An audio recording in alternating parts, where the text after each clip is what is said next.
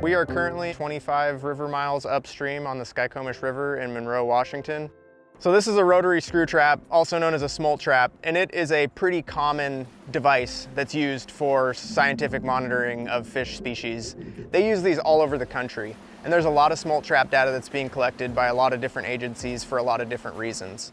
There are smolt traps in almost every single river basin that is in the Puget Sound.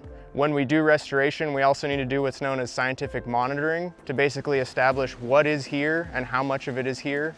It also helps to establish a baseline for the population and also compare it year over year with what we've seen.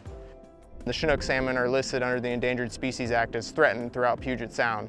So a primary focus is identifying and better understanding the Chinook salmon populations and how they're using the river and how many of them are here, and just tracking them over time. But with that, we're also sampling a variety of other fish, and we see everything from steelhead to pink salmon, occasionally sockeye, lots of chum coming down right now at this time. The trap itself is mobile. It moves back and forth between the shore and the fishing position where it is now. We deploy the trap into the fishing position, and what that means is the active spinning portion of the cone lowers into the water. The way that it's designed, the spinning action of the trap actually creates an increase in river velocity. As the cone narrows, the river velocity is continually increasing, and as those fish get down inside of it, it becomes to a point where they can't overcome the velocity, and they're brought back into the trap, and we have a live holding area.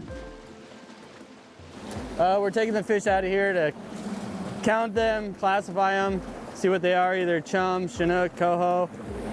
We have a variety of just baseline metrics that we take in a variety of ways. We want to know how big they are, what species they are, and then for every fish that we encounter, we'll take some size measurements on all of the different species so that we're getting a representative picture of what's there. This guy is a steelhead. So we actually do need to take measurement. Steelhead, 153. We're gonna bring him back and take scales and DNA from him for a steelhead study that the state's doing.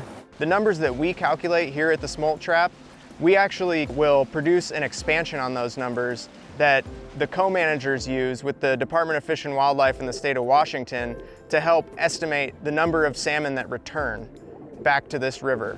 So it's actually a very valuable tool in estimating salmon run size in the future, which helps to set fisheries limitations.